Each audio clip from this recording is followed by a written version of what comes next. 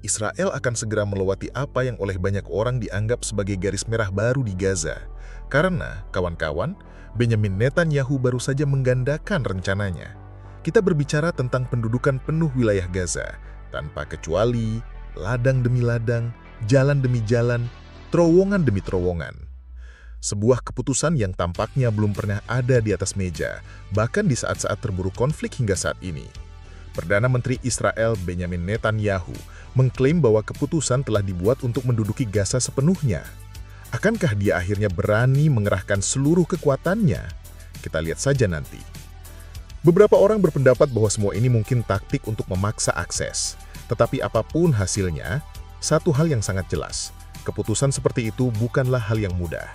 Ini adalah jenis tindakan dan operasi militer yang dapat mengubah seluruh narasi dan evolusi perang ini. Bahkan, tampaknya para petinggi IDF, Angkatan Bersenjata Israel, tidak senang dengan semua ini.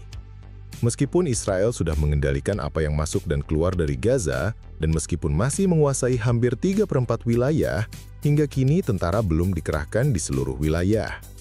Yang hilang justru wilayah-wilayah yang paling padat penduduknya, benteng-benteng terakhir di masa lalu, kamp-kamp pengungsi tempat tinggal warga Gaza yang tak memiliki apapun. Nah, Netanyahu telah berhari-hari menganjurkan agar tentaranya mengendalikan segala sesuatu di lapangan, termasuk kamp-kamp pengungsi. Segala sesuatu. Ia menganjurkan untuk menguasai seluruh jalur Gaza yang sangat penting tanpa batas waktu. Dan Anda mungkin bertanya-tanya, mengapa? Mengapa sekarang? Jawabannya terutama terletak pada sebuah video. Video yang mengerikan dengan gambar-gambar memilukan yang tersebar di ponsel jutaan warga Israel dalam hitungan menit. Sebuah video mengerikan tentang para sandera terakhir yang ditawan Hamas telah mengejutkan Israel. Hamas dan Jihad Islam Palestina merilis gambar minggu lalu dari 2 sandera Israel terakhir yang masih hidup di Gaza. Di dalamnya, Anda melihat 2 sandera Israel yang kurus kering, kelaparan, dan hampir tak dikenali. Mereka adalah Vyatar David dan Rombriaski. 2 orang yang diculik yang tiba-tiba melepaskan badai emosi dalam masyarakat Yahudi. Karena, teman-teman, gambar-gambar itu, seperti yang telah saya katakan, mengerikan. Tak dapat digambarkan dengan cara lain. Di dalamnya, Anda melihat kedua sandera dalam kondisi yang mengerikan. Kurus kering, kekurangan gizi, dan dengan tulang-tulang mereka terlihat di setiap bagian tubuh. Gambar-gambar itu saja menggambarkan kondisi sekitar 20 sandera yang masih hidup dari 50 yang masih ditawan oleh Hamas dan kroninya. Tentu saja, seperti yang telah saya katakan, gambar-gambar ini telah mengguncang opini publik di Israel, yang menyebabkan pemerintah Netanyahu menginjak gas lagi. Jika Hamas tidak menyerah, maka tidak ada lagi tindakan setengah-setengah.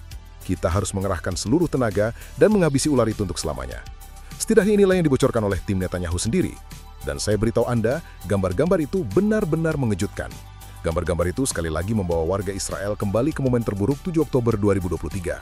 Tapi oke, Anda mungkin bertanya, apa gunanya tidak memberitahukan ini sekarang? Mengapa menyebarkan gambar seperti ini? Bagaimana mungkin mereka begitu tidak bijaksana dan bodoh? Nah, sebenarnya ada setidaknya 2 alasan. Yang pertama adalah untuk mengecam kekurangan makanan di jalur Gaza. Sesuatu yang menurut kelompok Palestina tidak pernah sengaja disebabkan oleh Israel dengan mencegah masuknya truk bantuan kemanusiaan. Dengan cara ini, menurut kelompok Palestina, para sandera Israel menderita seperti warga Gaza karena kekurangan makanan dan karenanya muncul gambar-gambar orang yang jelas-jelas kekurangan gizi.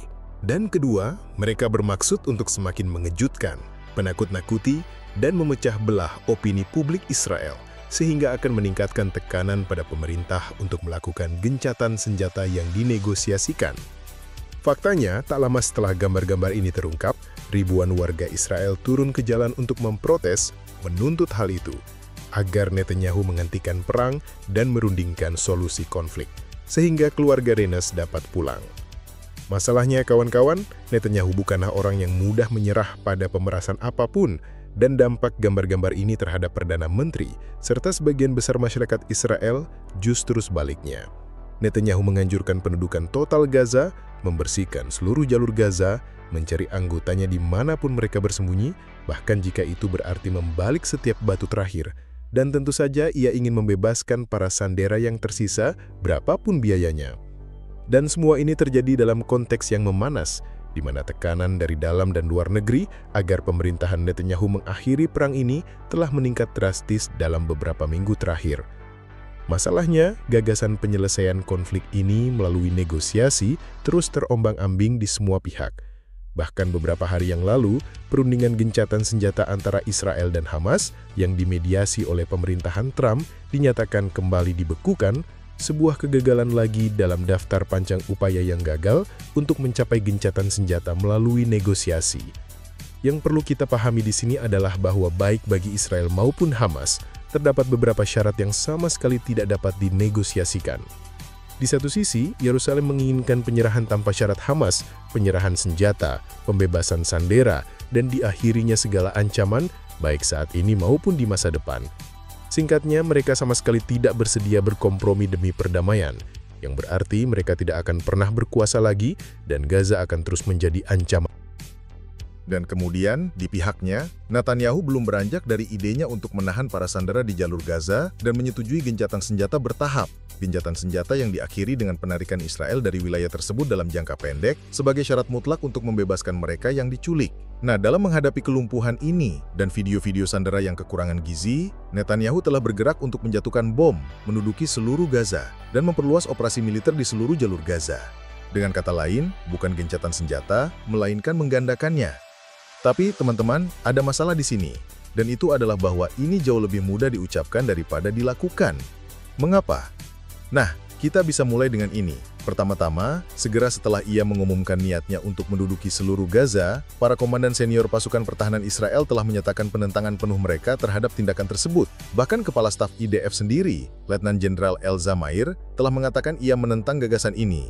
Akan tetapi, kali ini, alih-alih mendengarkan suara-suara militer terkemuka yang mengatakan hal ini tidak boleh dilakukan, kantor Perdana Menteri telah melangkah maju dengan sekuat tenaga. Begini, akan ada operasi bahkan di wilayah yang terdapat sandera. Jika Kepala Staf tidak setuju, ia harus mengundurkan diri. Ini sangat jelas. Jika Kepala Staf, Panglima Tertinggi Angkatan Bersenjata, tidak setuju dengan Perdana Menteri, ia harus pergi. Tidak ada, dan tidak seorang pun. Sama sekali tidak seorang pun yang akan menghalangi Raja Vivilo, yang tentu saja membuka kotak ketidakpastian yang besar. Karena mari kita lihat, gagasan untuk menduduki seluruh Gaza dan melaksanakan operasi militer di seluruh wilayah jalur tersebut sangat beresiko karena beberapa alasan. Pertama-tama, banyak analis Israel memperingatkan bahwa hal itu dapat mempercepat kematian beberapa sandera yang masih hidup. Karena tentu saja jika ia terpaksa melarikan diri dari posisi di mana ia menyandera para sandera ini, kemungkinan besar sebelum pergi ia akan memutuskan untuk mengeksekusi mereka. Dan kedua, menduduki seluruh jalur tersebut melalui darat adalah keputusan yang mungkin tidak dapat dibatalkan, setidaknya dalam jangka pendek dan menengah. Faktanya, salah satu alasan IDF menentang tindakan ini adalah karena, menurut mereka, akan butuh waktu bertahun-tahun untuk membersihkan semua infrastruktur dari wilayah tersebut. Saya tegaskan, kita tidak sedang membicarakan minggu atau bulan, melainkan tahun. Tahun-tahun di mana IDF harus mengerahkan upaya yang sangat besar dan bersusah payah untuk mempertahankan kendali dan mencapai tujuannya. Hal ini secara halus dianggap banyak orang sebagai jebakan berbahaya. Dan teman-teman, ini bukan rahasia lagi.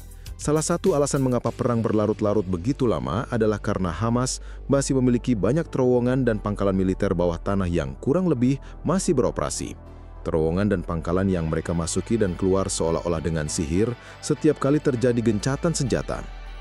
Dengan kata lain, setelah lebih dari 1,5 tahun perang, meskipun telah mengubah sebagian besar jalur Gaza menjadi gurun pasir, meskipun telah melakukan upaya militer yang besar, dan meskipun telah menyebabkan penderitaan yang mengerikan bagi penduduk Gaza, penghancuran kemampuan militer Hamas masih jauh dari tercapai. Jadi, pendudukan penuh wilayah tersebut untuk melucuti organisasi ini sepenuhnya dapat memperpanjang konflik untuk waktu yang sangat lama. Sesuatu yang, seperti yang saya katakan, menimbulkan keraguan besar di Israel. Terlebih lagi, pemerintah sendiri terpecah belah dalam keputusan ini. Menteri Luar Negeri, Penasihat Keamanan Nasional, Kepala Mossad, dan negosiator Shin Bet, antara lain, lebih memilih untuk terus melanjutkan negosiasi. Alasannya sangat sederhana. Sudah ada presiden Israel menduduki seluruh Gaza. Dan teman-teman, masa lalu menunjukkan kenyataan yang sangat pahit ya, ketika Anda memasuki wilayah itu tetapi tidak ketika Anda meninggalkannya. Bahkan Anda tidak perlu menuju sejauh itu untuk mengetahui bagaimana kemungkinan pendudukan total jalur Gaza dapat berakhir. Karena, teman-teman, wilayah ini sudah berada di bawah kendali Israel hingga tahun 2005. Dan selama waktu itu, semuanya adalah masalah. Masalah yang sekarang dapat menjerumuskan Israel ke jalan buntu lainnya. Dan inilah ketakutan yang dirasakan oleh militer dan sebagian besar masyarakat di negara ini. Ketakutan yang akan Anda saksikan ini lebih dari sekedar beralasan. Namun demikian, mari kita beralih ke kemungkinan rencana Netanyahu. Perhatikan baik-baik, kembali ke topik itu. Nah, untuk memahami masalah yang disebabkan oleh gagasan menduduki kembali seluruh Gaza, kita harus melihat kembali, seperti yang saya katakan, khususnya ke tahun-tahun sebelumnya, hingga tahun 2005, ketika Israel telah menguasai setiap jengkal wilayah ini. Dan perlu diingat, hal itu tidak terjadi dalam waktu yang sangat singkat, karena kita berbicara tentang pendudukan selama hampir 40 tahun. Situasi yang omong-komong juga bermula dari sebuah perang, dalam hal ini pada tahun 1967. Tentu saja, saya sedang membicarakan Perang 6 Hari. Saat itu, Israel menyadari bahwa Mesir, Yordania, dan Suriah sedang mempersiapkan serangan gabungan terhadap negara yang secara militer lebih lemah saat itu. Maka mereka mengambil keputusan radikal, mendahului, yaitu menyerang lebih dulu, dan itulah yang mereka lakukan. Dan tahukah Anda? Mereka benar sekali. Hanya dalam 6 hari, mereka melumpuhkan Angkatan Udara Mesir dan Yordania, serta meninggalkan Suriah tanpa separuh pesawatnya. Dalam prosesnya, mereka menduduki dataran tinggi Golan, yang merupakan milik Suriah, Cisjordan yang saat itu berada di tangan Yordania, dan Sinai dari Mesir. Dan teman-teman, di sini kita menemukan kuncinya. Bersama Sinai, datanglah Gaza yang hingga 1967 berada di bawah kendali Mesir dan, dengan demikian, sejak saat itu, seperti yang telah saya katakan, tetap berada di bawah pendudukan militer langsung Israel. Ini berlangsung hampir 4 dekade, dengan tentara Israel berpatroli di jalan-jalannya. Namun tak hanya itu. Selama masa itu, permukiman dibangun dengan ribuan pemukim Yahudi dan berbagai upaya juga dilakukan untuk mengintegrasikan jalur Gaza ke dalam arsitektur keamanan Israel. Hasilnya adalah mimpi Naruk yang sesungguhnya, intifada, serangan, kerusuhan, dan kerugian ekonomi, militer, serta psikologis yang mengerikan, irasional, dan tak dapat diterima. Namun teman-teman, titik balik yang mematahkan semangat adalah intifada kedua di tahun 2000. Karena kali ini bukan hanya batu yang kita saksikan, melainkan serangan bunuh diri, pengeboman, serangan bersenjata, dan ribuan kematian. Itu adalah periode di mana Israel hidup di bawah ancaman terus-menerus, bahkan lebih buruk daripada ancaman yang datang kemudian yang kalian semua tahu betul. Itu adalah perang atrisi, perang tanpa front yang jelas, yang akhirnya meyakinkan banyak orang di Israel bahwa menduduki Gaza bukan hanya tidak berkelanjutan tetapi juga bunuh diri politik. Dan mengapa demikian? Nah, kalian akan melihatnya dari pihak para pemukim. Pada dasarnya, karena ada sekitar 8.000 orang Yahudi dikelilingi oleh hampir 1,4 juta warga Palestina yang tidak menginginkan mereka di sana. Jadi tentu saja, Anda bisa mendapatkan gambaran tentang biaya yang harus ditanggung Israel untuk melindungi permukiman tersebut. Membayar sejumlah tentara yang dibutuhkan untuk melindungi hanya 0,06% penduduk jalur Gaza, sementara tentara gugur setiap 3 menit menjadi tantangan besar yang sejujurnya tidak masuk akal. Dan kemudian, di sisi militer, hal itu sangat menguras IDF yang tidak dapat sepenuhnya membendung ancaman. Lebih parah lagi, pendudukan itu seperti menuangkan bensin ke mesin kelompok jihadis, alasan sempurna untuk semua operasi radikal mereka. Maka pada tahun 2005, Perdana Menteri Ariel Sharon saat itu memutuskan untuk menerobos Lozano dan mengumumkan serta melaksanakan penarikan total dari wilayah tersebut. Itu adalah penarikan sepihak yang terkenal, sebuah operasi yang mencakup evakuasi paksa semua orang Yahudi yang tinggal di permukiman Gaza. Dan tentu saja, tentara juga menarik diri sepenuhnya. Tujuannya cukup jelas, untuk mengurangi biaya pendudukan, mengisolasi konflik, mencoba mendorong solusi dua negara dan pada akhirnya semacam, "Hei, kami pergi," agar mereka dapat saling menghancurkan. Tentu saja, seperti yang sering terjadi di kawasan ini, segala sesuatunya tidak berjalan sesuai harapan. Pada tahun 2006, mereka tidak pernah menang telak dalam pemilihan legislatif, dan itu adalah pemilihan terakhir yang diadakan di Gaza. Dan apa yang terjadi selanjutnya? Ya, saya rasa Anda semua tahu. Hampir 2 dekade kendali penuh oleh kelompok teroris yang berjanji untuk menghapus Israel dari peta.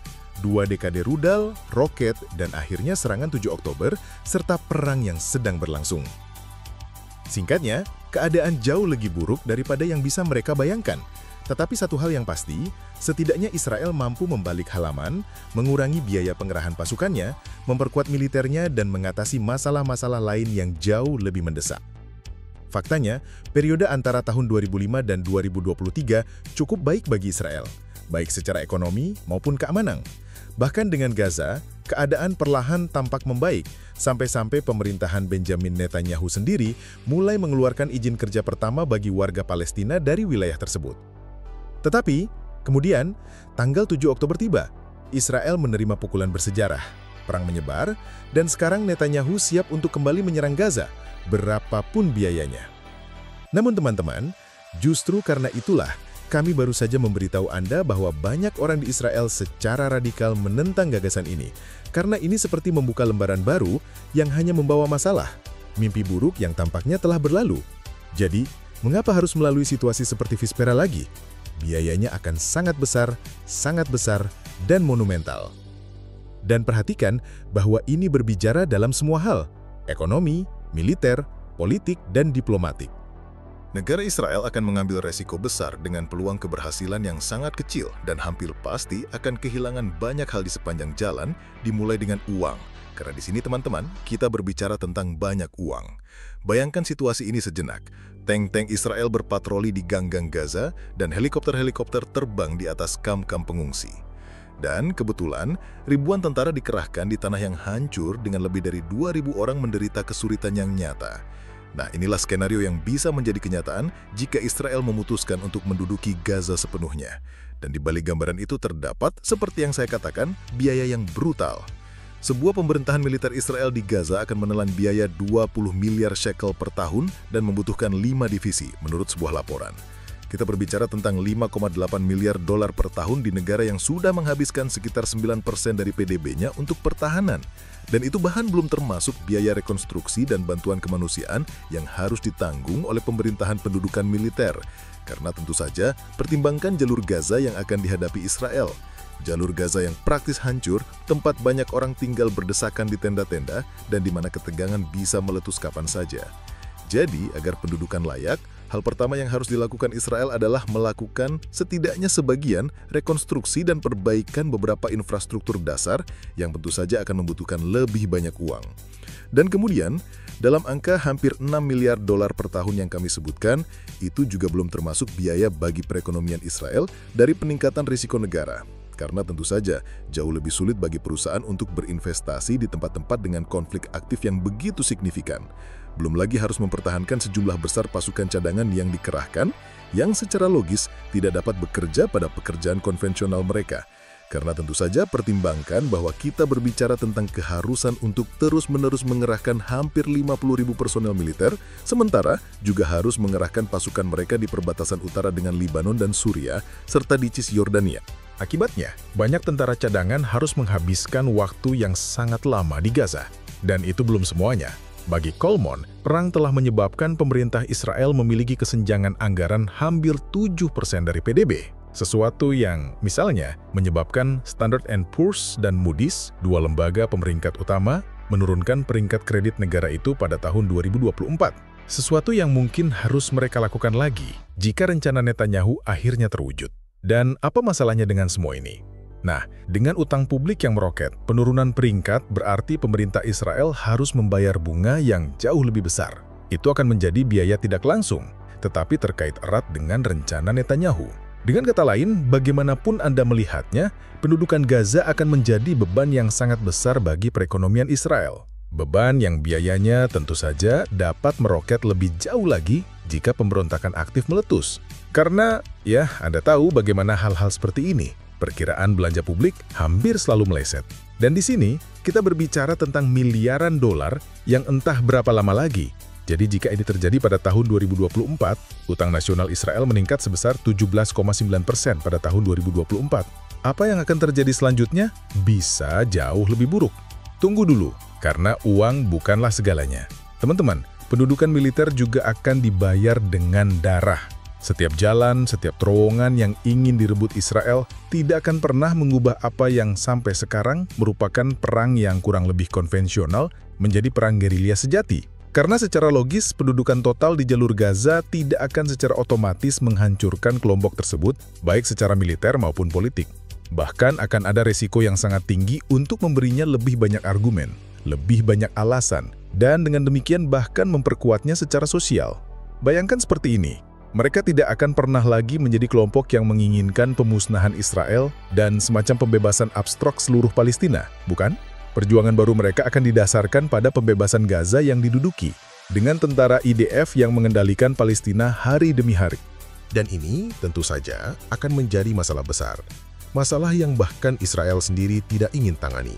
Karena faktanya, menurut jajak pendapat yang cukup baru, 70% warga Israel ingin negara mereka berfokus pada pembebasan sandera sebagai prioritas utama.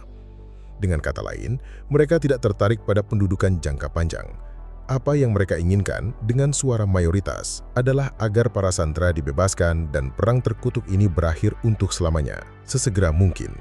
Pertanyaannya, mengapa? Ya, antara lain, mereka menginginkannya karena memperpanjang perang berarti praktis mengubah puluhan ribu pasukan cadangan menjadi tentara reguler. Para pasukan cadangan yang memiliki pekerjaan, kehidupan, keluarga, dan bahkan tidak ingin membicarakan kemungkinan ini. Bahkan, sejak awal perang, pemerintah Israel harus berulang kali meningkatkan batas jumlah pasukan cadangan yang dipanggil untuk berperang, hingga melebihi 450.000. Dan tentu saja, pendudukan Gaza pasti akan melibatkan mobilisasi pasukan yang lebih banyak lagi. Sebuah skenario yang, seperti saya katakan, tidak diinginkan siapapun.